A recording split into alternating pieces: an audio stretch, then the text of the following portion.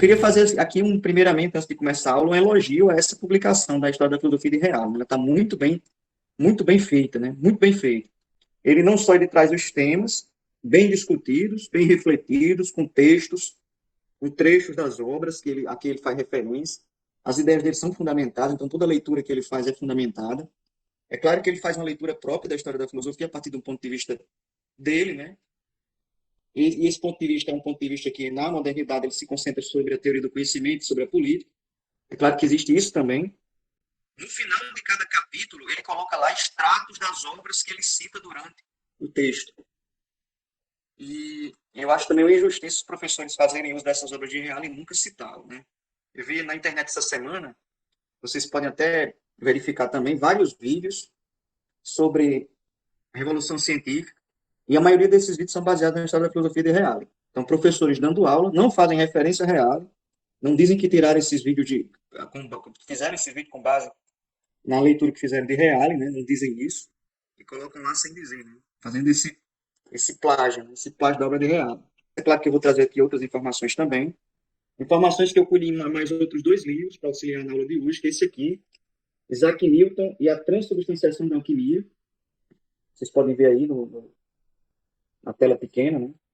É de um autor chamado Philip Ashley Fanning. Então ele fez aqui esse livro, falando do período que vai desde o tempo elizabetano, né, na Inglaterra, até a fundação da Royal Society por Isaac Newton. E o trabalho que Isaac Newton desenvolveu lá dentro da Royal Society. Então, século XVI e século XVII. Como é que se deu a Revolução Científica, quais eram as raízes dessa Revolução Científica. Ele vai explanar aqui nesse livro, um livro bastante interessante. Ele traz aqui algumas teses polêmicas. A tese mais polêmica aqui desse livro é a tese que ele levanta sobre o uso por parte de Francis Bacon, que é um autor que está na origem da Revolução Científica, na origem da filosofia moderna, que foi também ministro da Inglaterra, Francis Bacon, ministro da Inglaterra, e de família, né? O tio de Francis Bacon também foi ministro, né? O tio dele. E eles trabalhavam com serviço secreto, com informação, né? Fornecendo informação à coroa da Inglaterra. E esse livro é bastante interessante porque o Philip Fanning, ele levanta a hipótese que Francis Bacon, ele na verdade ele estava jogando um jogo duplo. Então, publicamente, ele se mostrava um cientista experimental, um filósofo da natureza experimental, mecanicista, nos moldes de Descartes, só que privadamente, na sua vida privada, ele parece ter tido, segundo a tese levantada pelo Philip Fanning, ele parece ter tido muita simpatia com o hermetismo, principalmente com a alquimia. O tio dele, o tutor dele, durante muito tempo, né, pagou os estudos de Francis Bacon, e foi o educador de Francis Bacon, a referência que Francis Bacon tinha, e ele era admirador de um filósofo, que é reconhecido no século XVI como o maior filósofo inglês, que é John Dee. E esse filósofo, John Dee, ele era alquimista e cultivador, né, de hermetismo, da ciência hermética. Fazer estudos em cristais para observar quais são as energias, né, que os cristais aprisionam e podem emitir para o homem. Comunicação com seres sobrenaturais. E a ciência dessa época ela era envolvida com esse tipo de crença, né? Não se distinguia muito bem aquilo que a gente faz hoje de maneira muito mais fácil. A ciência positiva, essa ciência experimental, de uma ciência hermética, de uma ciência baseada em não só na mecânica das coisas, no mecanicismo das forças naturais, mas baseado também na crença de que sobre os fenômenos naturais intervinham também forças sobrenaturais. Os homens, como eles eram cristãos, eles acreditavam que anjos, essas forças sobrenaturais, eram anjos e demônios. Anjos ou demônios. Inclusive, o John Dee, ele conta no seu diário experiências que ele teve. John Dee não fazia contato direto com esse espírito, mas fazia contato através de alguns videntes. Alguns videntes, né? E esse livro aqui vai falar justamente dessa história aí de como a ciência moderna ela vai nascer desse amálgama de influência, né? Que vai começar lá em John Dee e vai confluir até a Royal Society, que teve como seu principal diretor a Isaac Newton.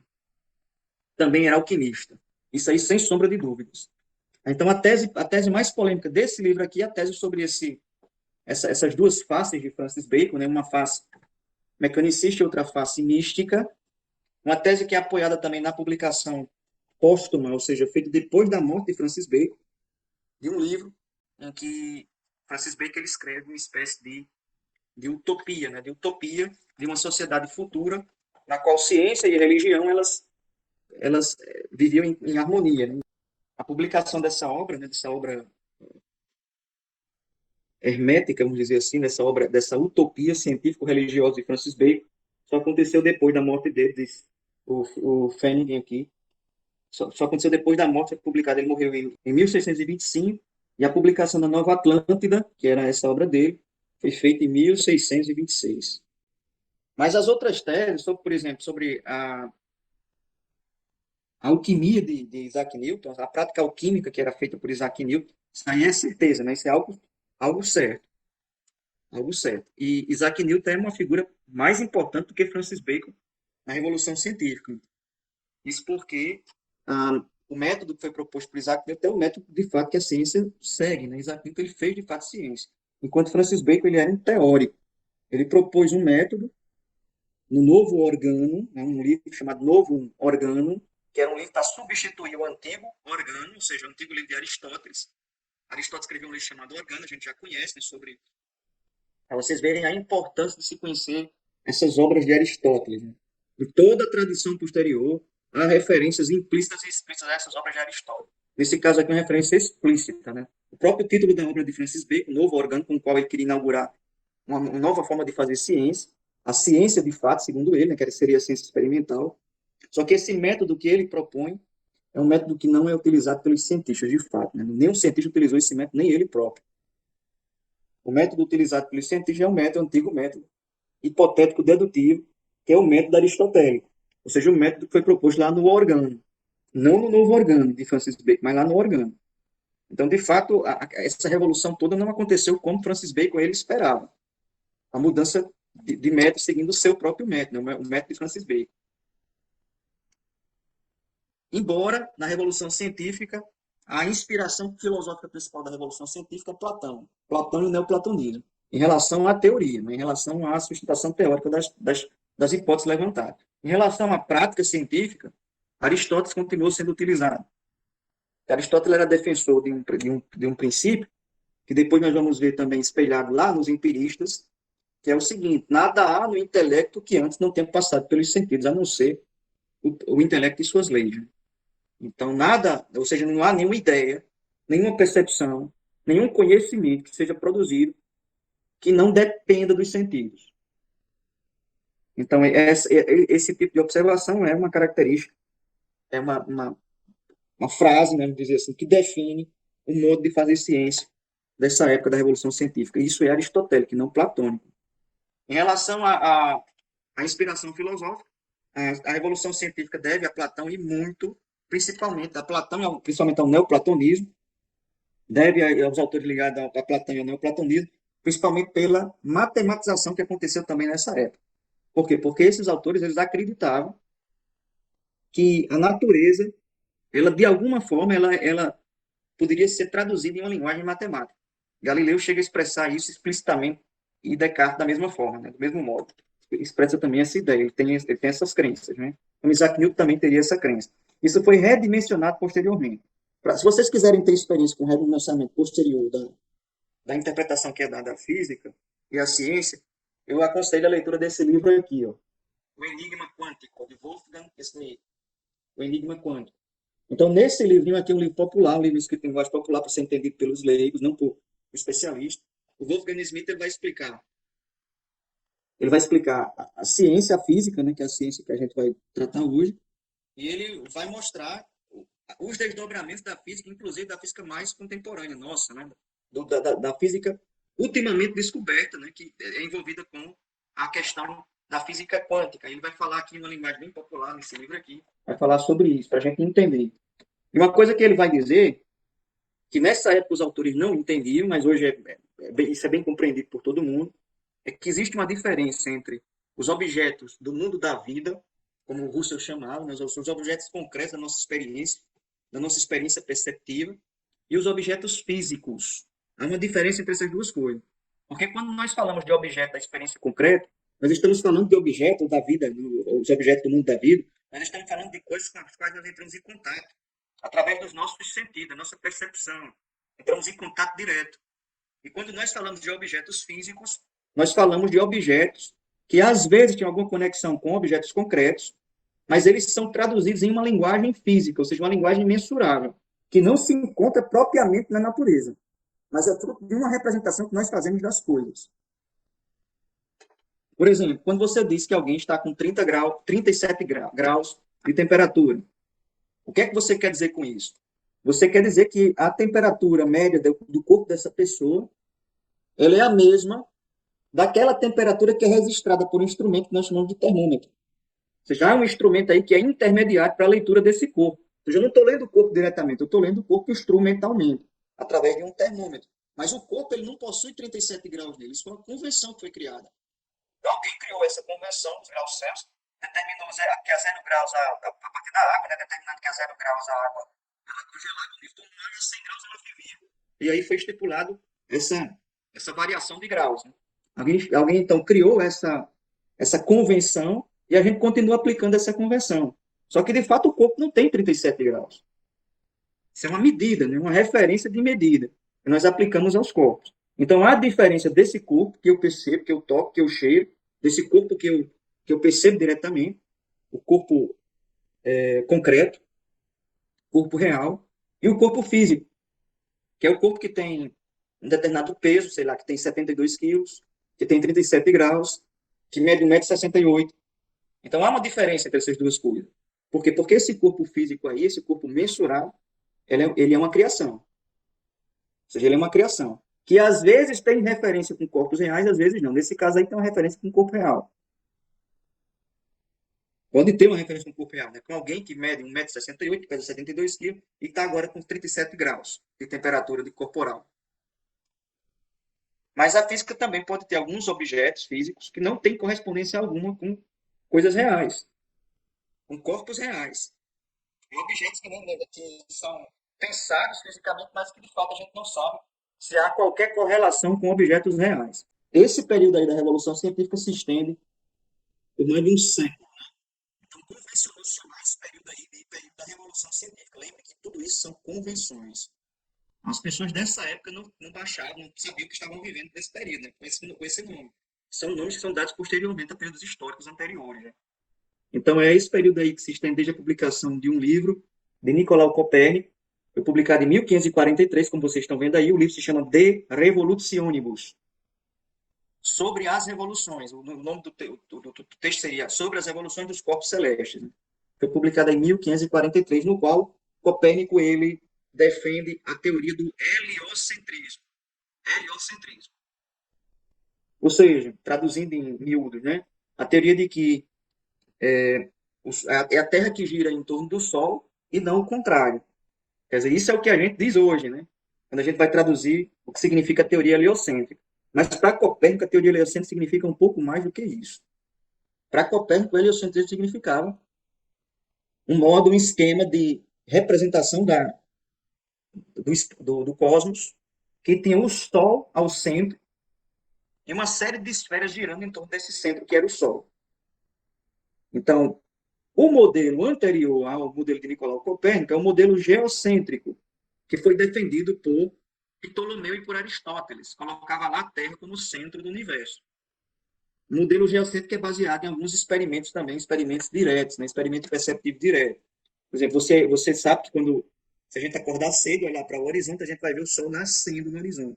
E a gente vê também, a gente tem a impressão de que o Sol ele vai se deslocando na órbita celeste até se pôr do outro lado. Então, lá nasce no leste e vai se deslocando na órbita celeste até se pôr no oeste. Então, nossa experiência comum é essa, de ver o Sol se movendo. Então, baseado nessa experiência comum, na percepção comum,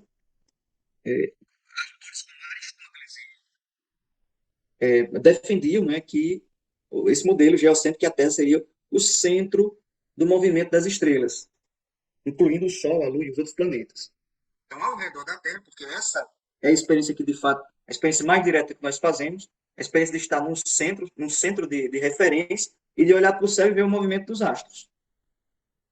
Apesar de que alguns astros eles possuem posição fixa nos céus, né? A exemplo, por exemplo, do Cruzeiro do Sul. Quando eu fui escoteiro, a gente aprendia a se orientar. Quando a gente, inclusive criança, né, lobinho, a gente aprendia a reconhecer as constelações, reconhecer o Cruzeiro do Sul. E saber que ali naquela constelação do Cruzeiro do Sul, ali, estava de noite, você podia se orientar por essa constelação, porque ela sempre aparecia no sul, era fixa no céu. Então, no hemisfério sul, o Cruzeiro do Sul sempre aparece no sul, indicando o sul. Está fixo lá no céu. Então, existem algumas estrelas que são fixas e outras que estão em movimento. Essas estrelas que estão em movimento, elas são chamadas de errantes, ou planetas. A tradução é essa, errante, ou seja, alguém que está em movimento. Então, planeta é o nome que se dá ao que está em movimento. As estrelas são fixas e os planetas estão em movimento. Algumas estrelas são fixas e os planetas estão em movimento. Então, a experiência que a gente faz é essa. A experiência do marinheiro, por exemplo, que está se orientando em um barco, em uma nau, é essa, de se orientar pelas estrelas, ou seja, de encarar a sua posição como fixa e se orientar pelas estrelas, olhar para as estrelas e aí ver o movimento dos astros, e falar sobre o movimento dos astros. Então, o ponto de referência, por exemplo, para a navegação é ainda esse modelo geocêntrico, né, da Terra como centro.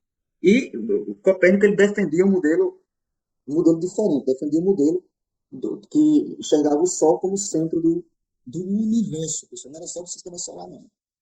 Então, era um modelo bem mais amplo do que essa tradução que a gente dá hoje. Então, vai se estender então desse livro aí, De Revolutionibus, sobre as revoluções. O nome completo é Sobre as Revoluções dos Corpos Celestes. Ele coloca Copérnico, revolução é um movimento é um movimento dos corpos celestes. A revolução é isso. Uma revolução é uma volta, né? Então, cada volta se chama revolução. A revolução é uma volta completa. Aí a gente chama isso de revolução. Você sair de um ponto e inverter o movimento, é dar a volta completa. Se estende então do De Revolution de Nicolau Copérnico, 1543, a obra de Isaac Newton, Filosofia Naturalis Principia Mathematica, que foi publicada em 1683. Publicado em 3 livros, em 1683 e nos anos posteriores, né? No ano posterior, em 1684. Então saíram primeiro 2 livros e depois saiu o terceiro, no ano posterior. Esse livro aí de Isaac Newton, a gente vai ver alguns trechos também da obra dele hoje, desse livro hoje. Não é um texto de ciência, de pura ciência, como a gente entende ciência hoje, mas é um texto também que a, a defesa de algumas hipóteses, né, de algumas teses metafísicas, não só física, mas também metafísica. Uma tese da existência de uma inteligência ordenadora, que a gente vai ver hoje.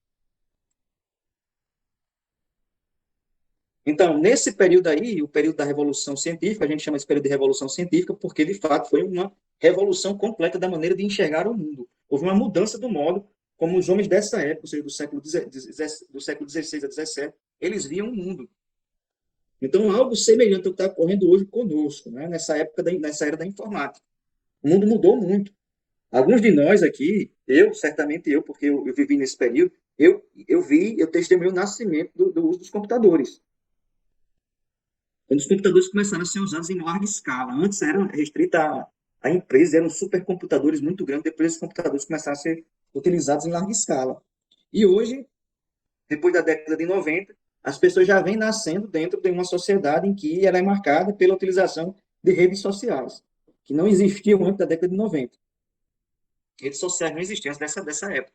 Então, vejam, há uma outra revolução hoje, em curso. Não é mais uma revolução voltada para a teoria do conhecimento, mas uma revolução do modo de vida. Uma revolução informacional, né?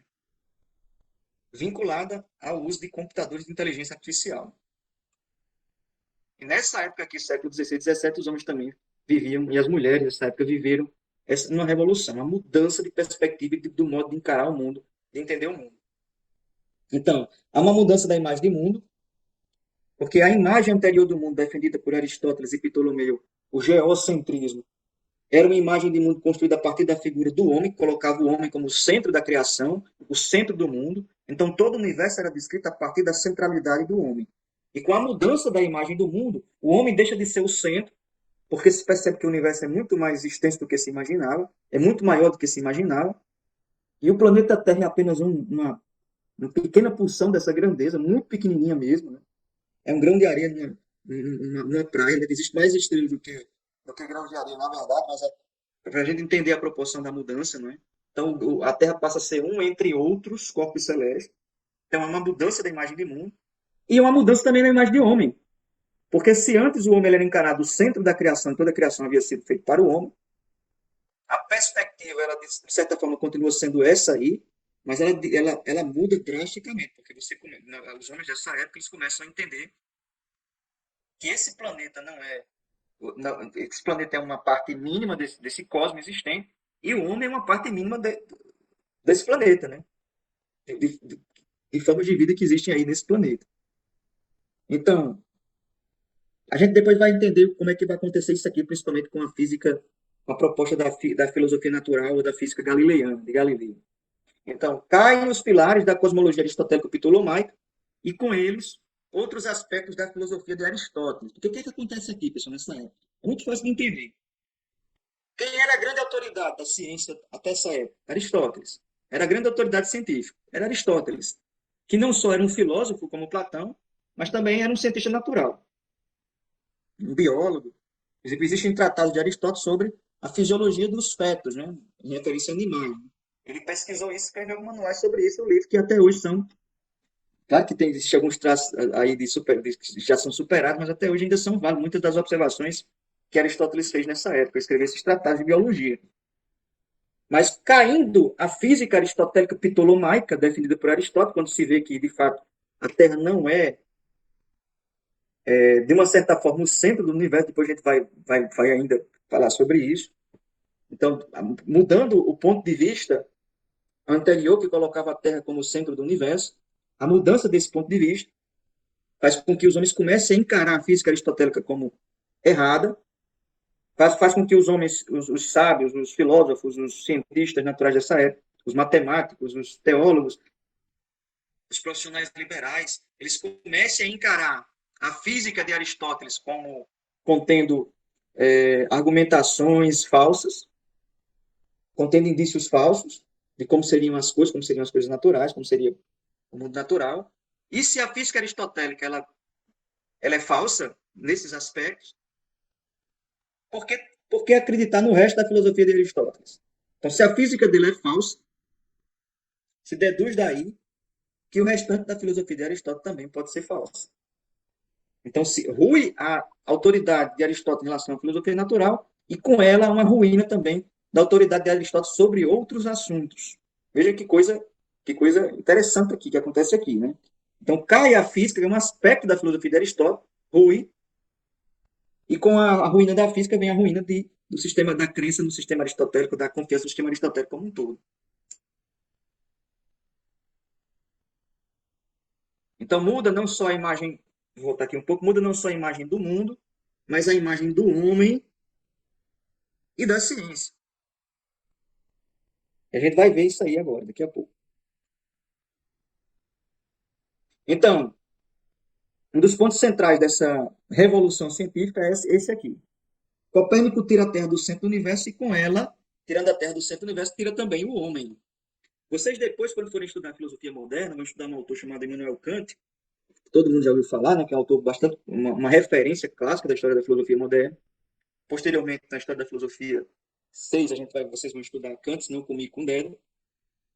Então, quando vocês forem estudar Kant, uma das primeiras coisas que vocês vão ouvir falar é que Kant ele promove uma revolução copernicana da filosofia.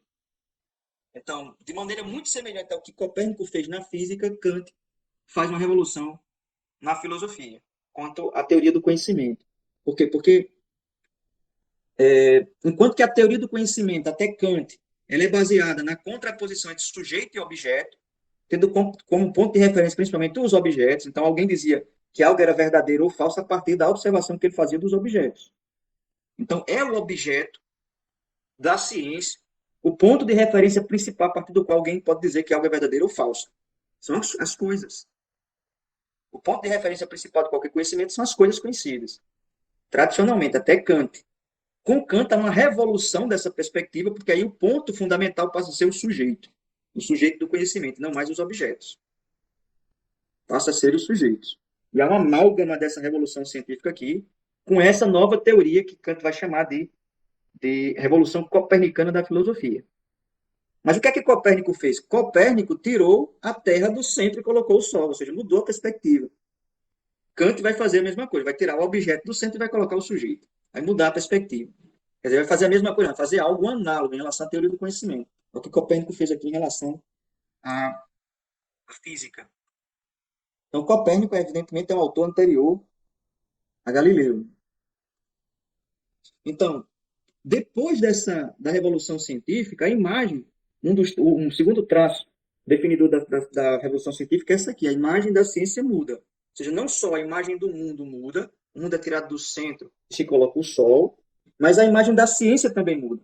Porque a ciência ela deixa de ser, primeiro, o fruto da inteligência privilegiada de um mago ou um astrólogo iluminado, como os renascentistas eles defendiam. Lembro que na aula passada a gente estudou justamente, eu fiz referência justamente a isso, né? Ao hermetismo, as práticas herméticas que eram bastante comuns no período da Renascença. A Renascença foi marcada por uma revitalização da cultura grega antiga, e essa revitalização aconteceu principalmente por influência do hermetismo. Alguns dos principais registros do hermetismo nesse movimento eram as obras Corpus Hermeticum, que eram obras que se presumia foram escritas por um mago, profeta chamado Hermes Trismegistos, né? Ou seja, 3 vezes grande. Então, deixa de ser isso aqui, ou seja, deixa de ser a iluminação. A inteligência iluminada de um mago ou de um astrólogo, como era encarado no Renascimento, mas deixa de ser também como encarava a escolástica o resultado do comentário de um filósofo. O resultado de um comentário de um filósofo sobre problemas. Então, a ciência não é mais aquilo que é feito pelos professores universitários, que se sentavam em suas casas, pegavam os textos de filosofia e faziam comentários aos textos de filosofia, faziam leitura filosófica. Então, não é nem o fruto da inteligência privilegiada do mago, de um profeta, como Hermes Trismegistus, né? Como achavam os renascentistas, mas nem tampouco era também o resultado do comentário de um filósofo.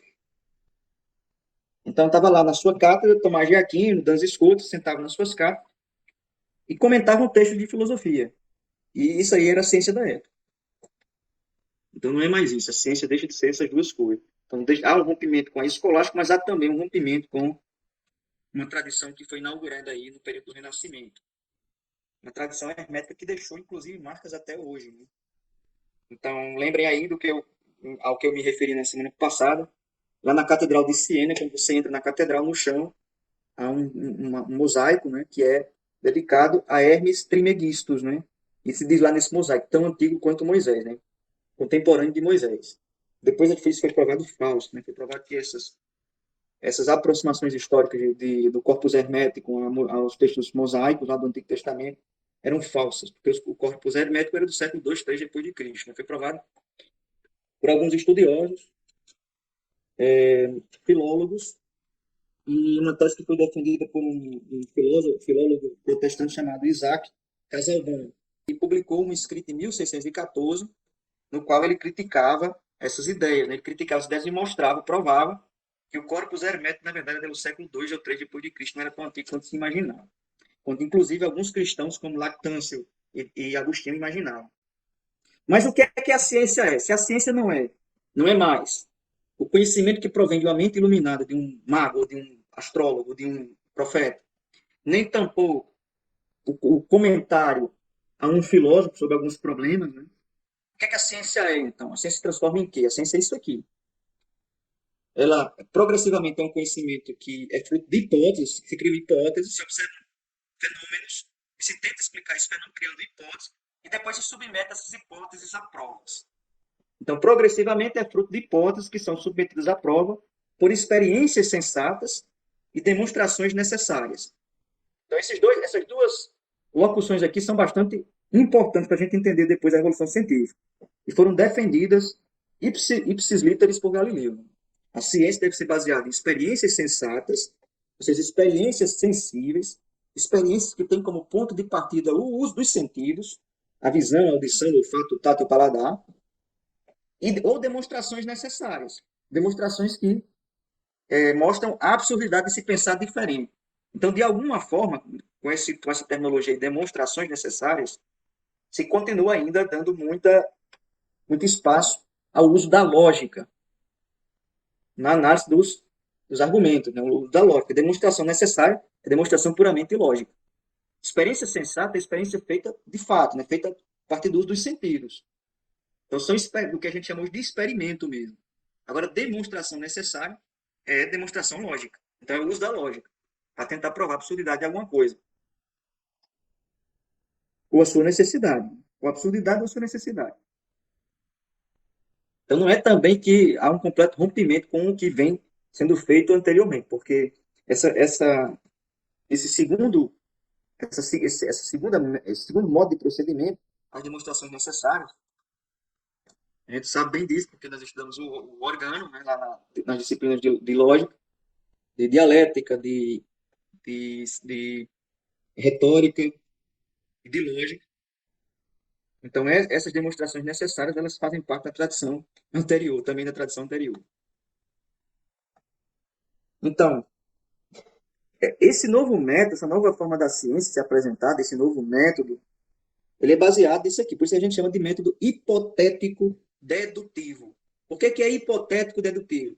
Porque é um método que tenta explicar certas coisas que aparecem como problemáticas, que exigem explicações do homem, explicações científicas. Então, tenta explicar essas coisas a partir da elaboração de hipóteses, daí hipotético. Então, se elaboram hipóteses que são fruto da imaginação, você imagina alguma coisa para explicar um determinado fenômeno e coloca essa imaginação, essa hipótese que você formulou, à prova. Então, o elemento principal aqui está nesse segundo momento, porque a explicação por hipótese sempre foi praticada. O elemento novo está nesse segundo momento. Você pega a hipótese e coloca à prova. Então, você prova a hipótese experimentalmente. Experimentalmente. Não só logicamente, mas experimentalmente. E esse controle experimental das hipóteses é feito publicamente, de tal modo que qualquer pessoa possa reproduzir. Possa reproduzir o fenômeno que foi dado, o fenômeno que foi estudado. Qualquer pessoa pode reproduzir o fenômeno e pode chegar. A ciência tem que ser baseada nesse pressuposto de que qualquer pessoa que faça o mesmo experimento que eu faça, ela chegue às mesmas conclusões que eu cheguei. Coisa, por exemplo, que não pode acontecer na alquimia. Por quê? Porque a ciência alquímica, a alquimia, ela é baseada não só na experimentação, porque os alquimistas também fazem experimentação junto às fornalhas, mas não é baseado só nisso, mas é baseado também vamos dizer, na posição espiritual do cientista. Ou seja, a espiritualidade do cientista modifica a experiência realizada na alquimia, as experiências alquímicas. Ou seja, um cientista que tem uma determinada propensão espiritual, ele vai ter resultados melhores do que outros que não tenham essa propensão espiritual.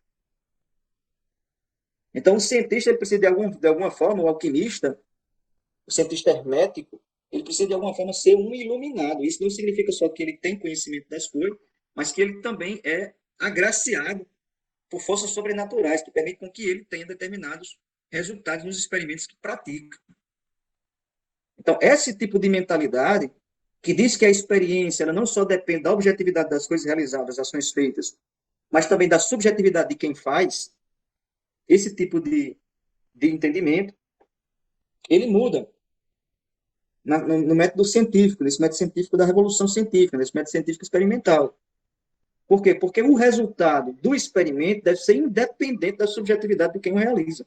Ele deve ser idêntico para todo mundo, para qualquer pessoa, independente da postura espiritual que ele tenha, independente da espiritualidade do cientista.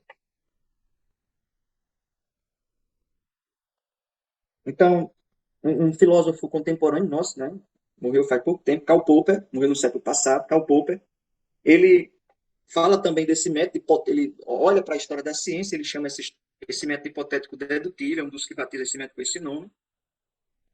E Karl Popper disse que esse método ele não é baseado tanto na corroboração de teses, ou seja, na apresentação positiva de tese, mas sim na tentativa de sua falsificação. Então, como é que funciona o método científico? Funciona porque a ciência ela tem como seu principal objetivo falsificar as hipóteses. Então, o cientista ele não está ali para defender uma hipótese, ele está ali para tentar falsificá-la.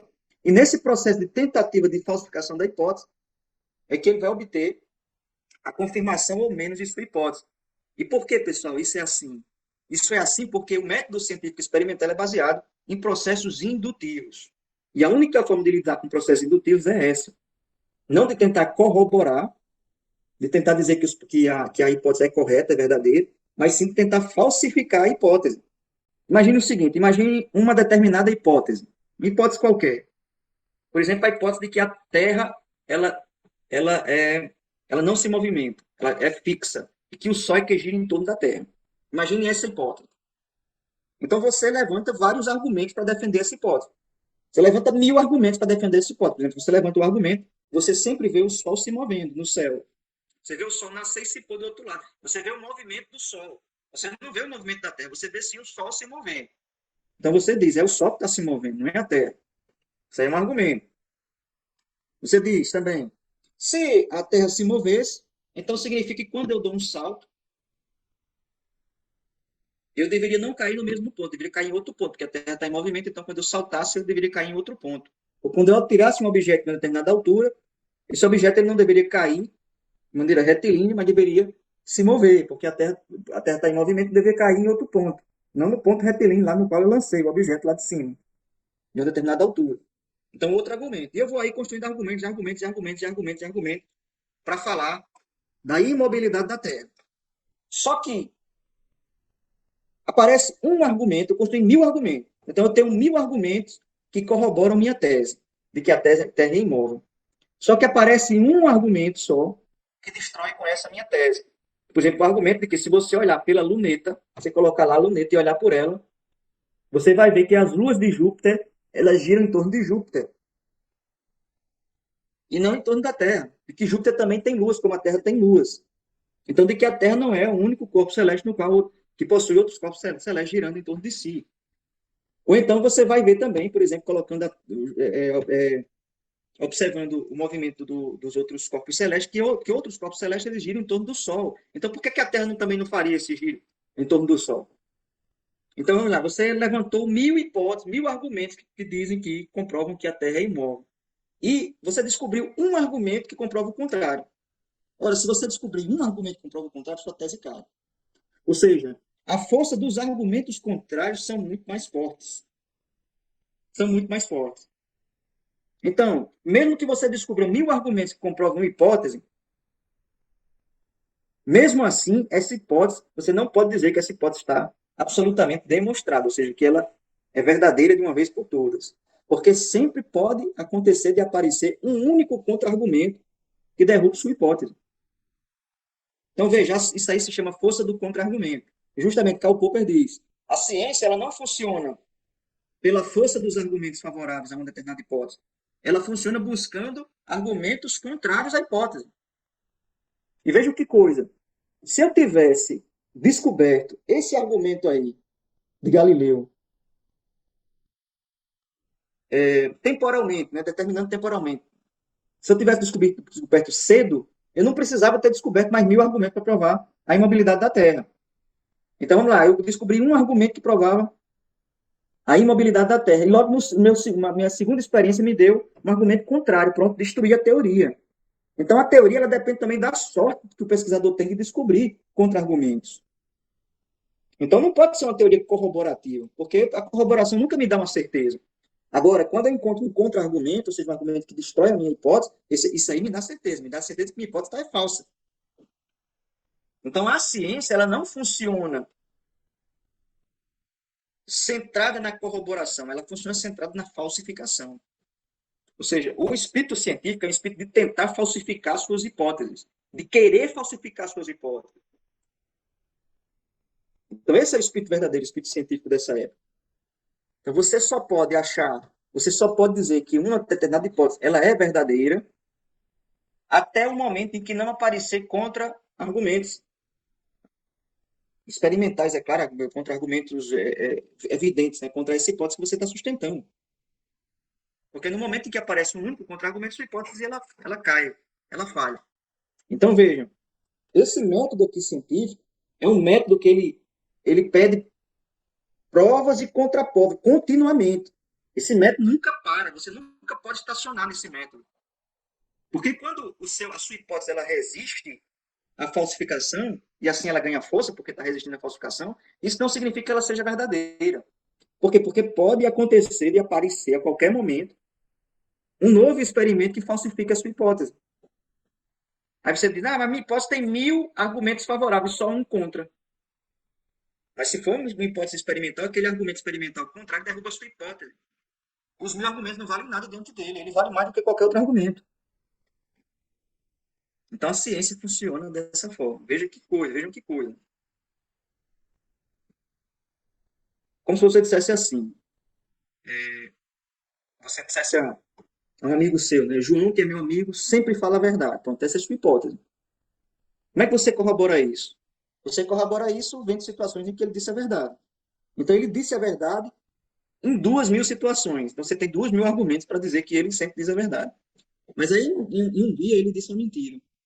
Então, aquela única mentira que ele falou já destrói sua hipótese inicial. Sua hipótese inicial é João sempre diz a verdade.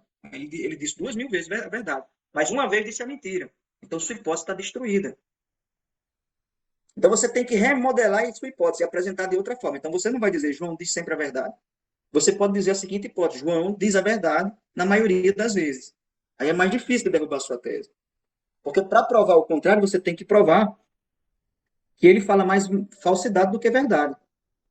Então vejam como muda a hipótese. Primeira hipótese é João sempre diz a verdade. Se você tiver um caso contrário, sua hipótese caiu. Agora, se você disser João diz, na maioria das vezes, a verdade. É mais difícil. Agora, se você disser João diz, às vezes, a verdade.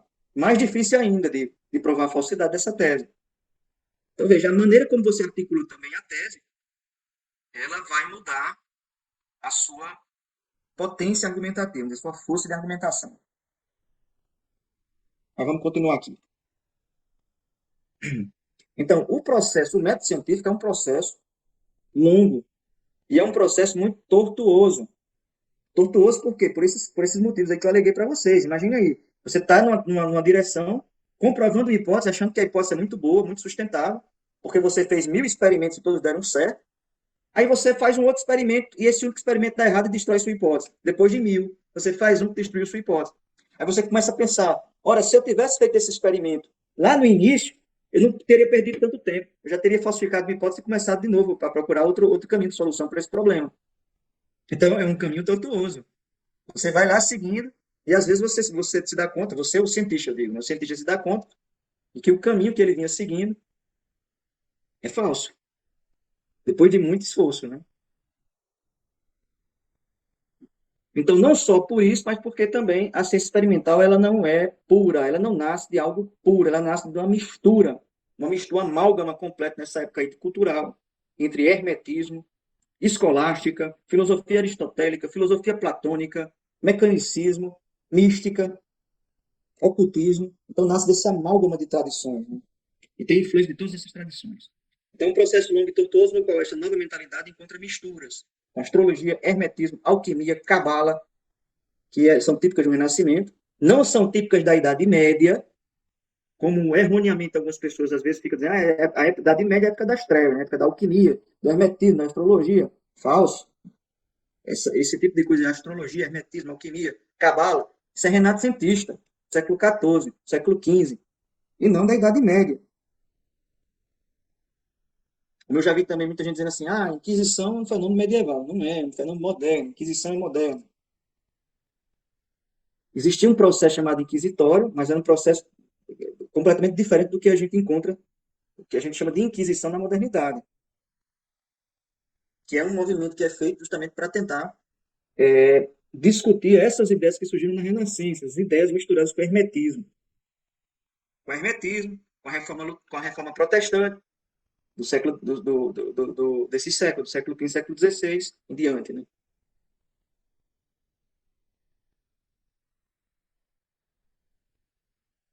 Então, essa história também do método científico, desenvolvimento desse método, nem sempre é uma história que é fiel aos seus próprios princípios.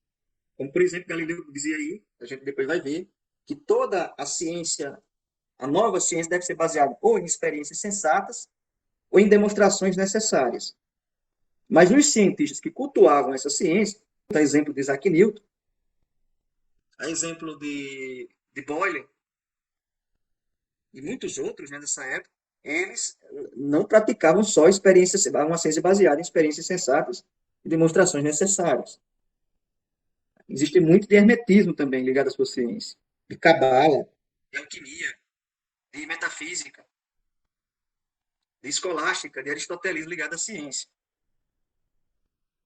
Então, eu dei um exemplo aqui, por exemplo, o exemplo da fundação da Royal Society, com sua ala mística, formada por alquimistas, por astrólogos, e sua ala mecanicista, formada por alguns cientistas da natureza, filósofos naturais, que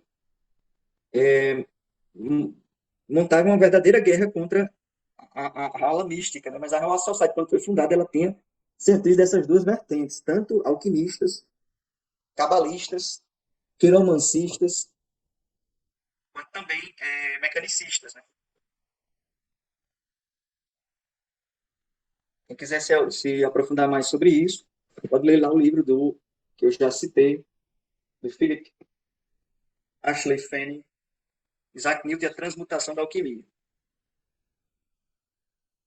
Então, algumas conclusões para esse primeiro momento. Né? Primeiro, a revolução científica criou uma nova forma de douto, que é o cientista experimental, ou seja, o cientista, o filósofo natural, mecanicista, que tenta basear os seus experimentos nos fenômenos naturais e só nos fenômenos naturais, a partir da matematização, como a gente vai ver depois desses fenômenos.